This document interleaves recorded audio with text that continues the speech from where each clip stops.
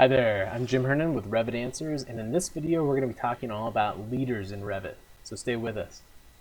Alright, well let's get started by talking about leaders on text. Hopefully by now you've figured out that if you use the text tool and you create any bit of text, you can select the text and go up to the menu, or the ribbon up here, and you can choose to add leaders. Now you can add a leader on the left side or on the right side, doesn't really matter because you can move the leader after the fact. But I'll go ahead and show you how it works. You can add a straight leader on that side, or a straight leader on that side. You go ahead and use the minus key to get rid of those. Or you can add a curved leader on one side or a curved leader on the other side. You can't have a combination of curved and straight leaders. You have to pick one or the other. That's kind of the caveat there. But you can add as many leaders as you want. I mean, I've never really tried to see how many you can go up to, but you can add a ton. I'm not a huge fan of the curved leaders in Revit because they only allow you really one arcing radius. You can't do any custom bends like you could with like a spline tool. So it's not the world's greatest curved leader tool, but it works. Go ahead and minus this out. For that reason, on most of my projects, I use a straight leader anyhow. Now, if you want to change the way that leader looks, you just change the type properties for the text. Keep in mind, though, that that's going to change all the other leaders associated with other bits of text that are that same type. So do this very intentionally. In fact, if you have the same size and font text and you want to have different leaders with it, it would behoove you to create different text types and throw in the title something like arrow 30-degree filled or dot leader, something like that, so that other Revit users know why you created a different text type with the same font that's the same size. So I'll go ahead and show you how you change that. You hit Edit Type, and in here, under the leader arrowhead, you can go ahead and change the leader type. We'll talk about how to change or come up with custom leader arrowhead types a little bit later on, but for now, I can just change it to whatever I want. Change it to diagonal 3 millimeters. We're working in a metric project. And you can also affect the offset. Now this is the amount of distance that the leader will be from the text. So play around with that and see if you find a setting that you like. So if I change that to that diagonal, you can see that the leader is now a diagonal. And every leader, every straight leader anyhow, has a point on it that you can drag and you can change the, I guess, the angle that the leader is coming off of the text. So just keep that in mind. If you want to add more leaders to a single bit of text, you can very easily. So now that we've covered text, let's talk a little bit about tags. Now, over here I have some wall tags. If I select this tag, you can see it's m_wall tag. This is, again, the sample project that comes with Autodesk Revit when you install it. If I use the tag tool, which is TG on your keyboard, and you go to any wall, it's going to find the first tag that you have available, and it's going to try to tag that element with it. Now you can turn on and off whether or not you're going to have a leader when you tag it. Right up here on the ribbon, if I uncheck this button here and I go to tag that wall, you can see it's just going to throw it on there without a leader. You can also choose or switch between attached end or free end. Now this is really handy if you have an oddly shaped object that you're trying to tag and you don't want your leader trying to be smart and trying to find the nearest point on the object. So it's another one to play around with. If I change that to free end, you can see Revit's going to let me tag the object and then pull away from it, click, and then it puts a shoulder right there, just like so. If you're tagging something like walls where you just want a straight leader coming off of it, it's probably going to be easiest to use the attached end, like this. And you can also tweak the length of the leader. Let's go ahead and change this one to 5 millimeters. So if I select this wall, it's giving me a 5 millimeter leader. If you want to change that after the fact, you can just kind of move the tag, and the leader is going to be smart enough to know that it's attached to the wall. That's not going to be the case with a free leader, just an attached leader. So keep that in mind. You have a lot of control over how your leaders attach. Now again, like the text, if you select the tag and you go into the type properties, you can change the leader head. Right now it's set to none. I'm going to go ahead and change it to, let's go with arrow 30-degree filled. But remember, that's also going to change the arrowhead for all the other tags of the same type. So you can see now this tag has that same leader on the end of it, and so does this one over here. So remember, just like anything in Revit, if you're going to go into the type properties and start changing things, you might want to duplicate the type beforehand and give your new type a name that's specific to the type properties that you're tweaking. So we might have wanted to name this new type something like m_wall tag dash arrow leader, something to that effect. All right, so now that we've talked about the leaders that you can add to a tag, one of the most common questions that I see come up is, why can't I add multiple leaders to this tag like you can with the text tool? You can see that with any one of these tags selected, I don't have that option up here at the top. It drives a lot of people crazy. I'm kind of one of them, but there is a really good reason why Revit does that. If Revit were to allow you to add multiple leaders to a single tag, you could make a mistake. You see, a tag is pulling out information from that object. Like for instance, this wall, if I select this wall and go into its type properties, it's pulling out the type mark tag A1. So if I were to tag this wall and then throw another leader onto it and point at another wall that's maybe not an A1, I could be potentially giving the contractor incorrect information. So Revit's trying to be nice by only allowing you to pull tag information from one object at a time. Now, if you ask me, I think you should be able to tag multiple items with the same text, and this field should just be blank unless that tag information matches between the multiple elements. So maybe that's something they'll fix in the future. For right now, though, the workaround, and this isn't a brilliant workaround, is that you have to take your tags and overlap them a little bit. And Revit will kind of snap them together, but if that's not working for you, you just have to zoom in there and get it kind of close. The only problem with this is that if we move the element that the tag is associated with, like this, you can see our tag moved with it. That's a really cool thing that tags do, but unfortunately it's going to screw up our the graphic look of our sheet, and then you're going to have people who are redlining your drawing saying, why'd you do this? Why'd you do that? That's ridiculous. Why do you have them overlapping like that? And they're going to think you're an idiot, but really it's just, you know, Revit being smart. So what I typically recommend is not doing multiple leaders off of a single tag. If you can avoid it, have a different tag for every different object. That's what Revit's intending you to do anyhow.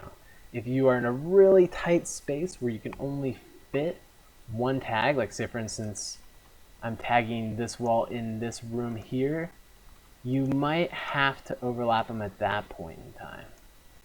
But if you can avoid it, pull the tags out to, let me see if I can select this guy, pull the tag out to where you don't have to overlap them.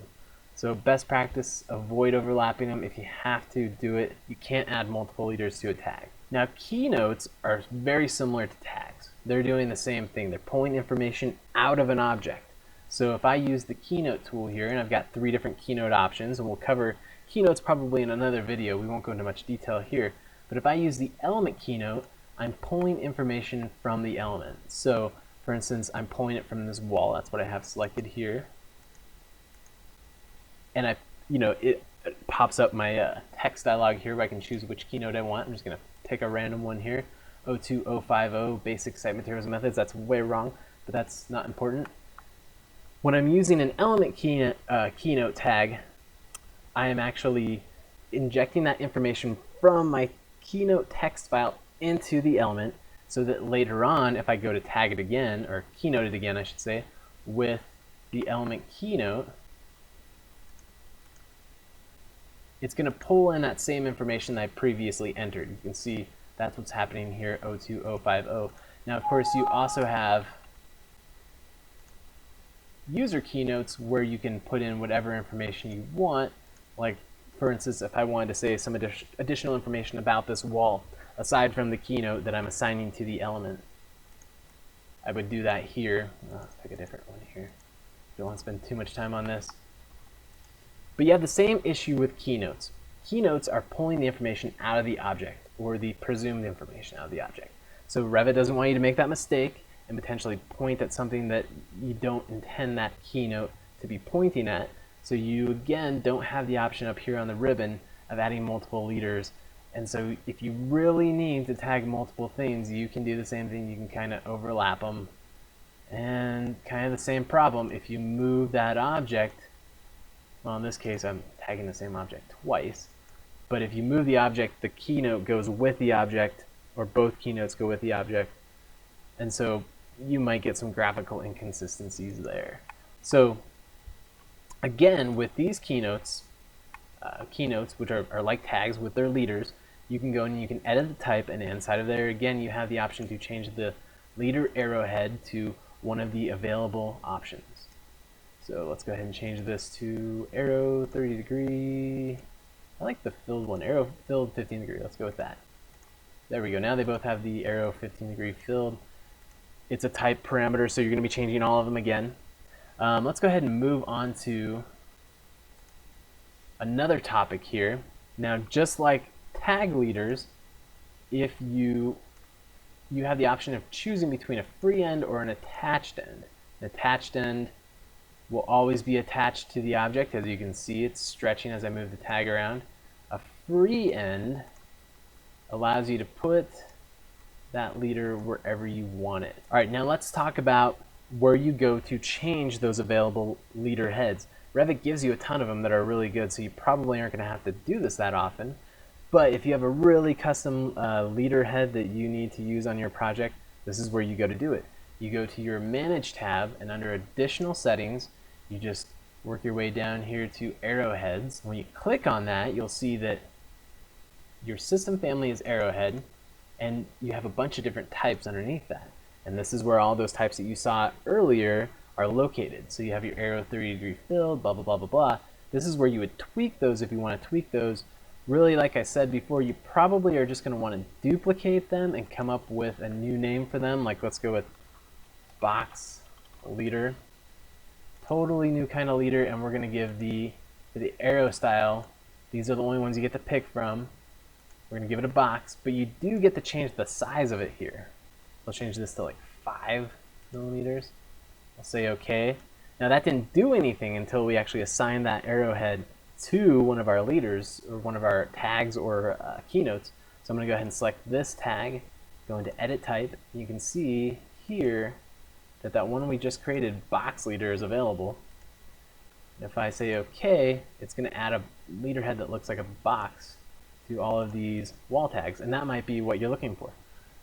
So if you need to create a custom arrowhead, that's the place to do it. Now you can also add leaders to just about any annotation in your project, whether it's a smart tag or a keynote or not. So if I wanted to, I could add leaders to like an arrowhead, for instance. It'd be kind of pointless, but it comes in handy every once in a while. So if I go to the Annotate Tag tab here, and I choose Symbol over here on the ribbon, let's go ahead and pick a symbol. Let's pick this north arrow here, place that here.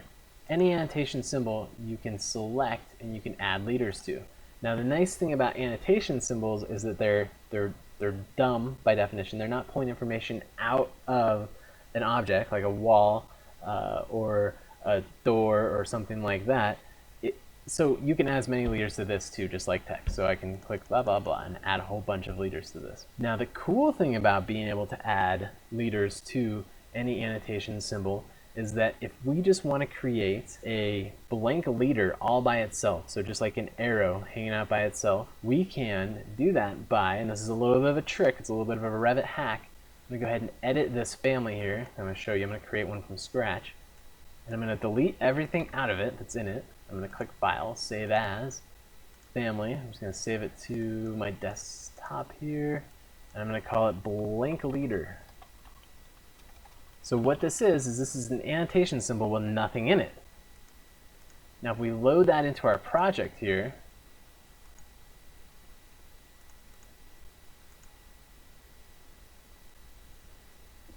we can place this invisible annotation object and we can add leaders to it.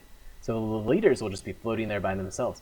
Now the trick with this though is that right before you go to place one, like if I go to the Annotate tab, Symbol, and choose blank leader, if I click, you're not going to see anything but this little arrow, and that might be a little bit confusing, and it's kind of hard to select because you can't see it.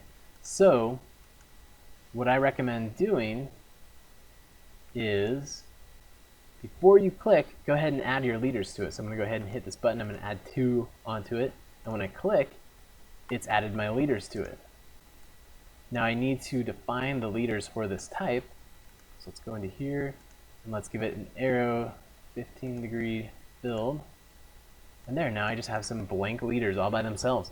I can remove those, or I can add on to them as needed. Now another way to do this, let's go ahead and edit this family, is to actually have an object in here that you can select a little bit easier, and you can use an invisible line to draw that.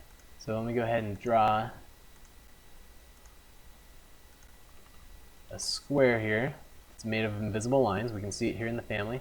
If I load it into my project, if I overwrite the old one, you can see that now there's a square associated with my object. So that's something to kind of play around with and think about. It makes it a little bit easier to see what you're working with. But keep in mind, when you add leaders onto it, they're going to work off of that square. They're not going to work off the central point of nothingness, which is how they would do it otherwise. Now, one other minor issue with using an invisible or empty annotation symbol to create leaders in your family is that you can't create curved leaders. You can create elbowed leaders like this, but there is no option up here for creating a curved leader like you would with text. So another workaround to create blank leaders all by themselves is to use invisible text. So we create a text family with a font in it that's invisible. You're probably looking at me like, where do I get an invisible font? Well, actually, Adobe has created one for us. You just need to go and download it from their website, install it on your computer, and then you can create a text type with that font as the chosen font. And then when you create any text object using that text style, it'll be invisible. You can add all the fonts or leaders that you want to it. I'll show you how that works here. Okay, so now you can see I'm over here on GitHub where you'll find the Adobe blank font. You can see there's a number of them to download. I've already gone and installed one on my computer, and I'll show you how to create that text type in Revit. Alright, so now back in Revit, what I'm going to do is I'm going to go ahead and create a new text type. I'm going to go ahead and duplicate it. I'm going to call this blank text, or blank font text. How about that? And we are going to pick that Adobe blank font as the font. Here it is right here, Adobe blank, as the font for our new text type. I'm going to say OK. And you can see now that this text, even though it says test text in there, and it's hard to select here, it's actually just empty. So this is great. Now we can add a whole bunch of curved leaders to it. And if we want to change the arrowhead type, of course we can. Go ahead and make that a arrow build 30-degree. There you go. And if we want to add straight leaders to it, we can do that as well. And so there's two different ways now that you can create just a completely blank, empty leader all by itself. Now this is handy if you want to, for instance, show slope arrows on a roof or something to that effect. Now I do recommend that you use actual slope arrows, and if you're not aware that they exist, you want to go to the Annotate tab, and you'll want to navigate over to this first section over here where you'll see that you have spot slopes, spot coordinates, spot elevations. Play around with this before you start adding fake slopes to like your roofs or your sidewalks where you're showing drainage.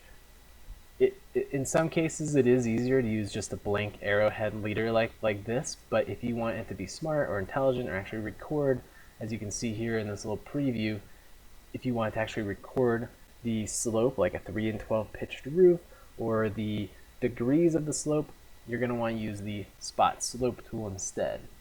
Now one final thing relative to that, if I change this text to one of our other text types, this is a cool little hack too if you want to add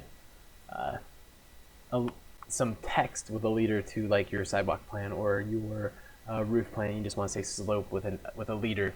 What you can do is you can, let me go ahead and change the arrowhead associated with this to that arrow filled 30 degree. Let me go ahead and remove all of these but one. One thing you can do is you can change the placement of where the leader is relative to the text. So if I have multiple lines here, I can change where this attaches to the text. So I can have it attach at the middle, or the bottom, or the top, and same thing if it's going on the other side. I can actually change it on both sides. So I can have it come off of the top on one side, and off of the bottom on the other, or the bottom and the middle, however you want to do it.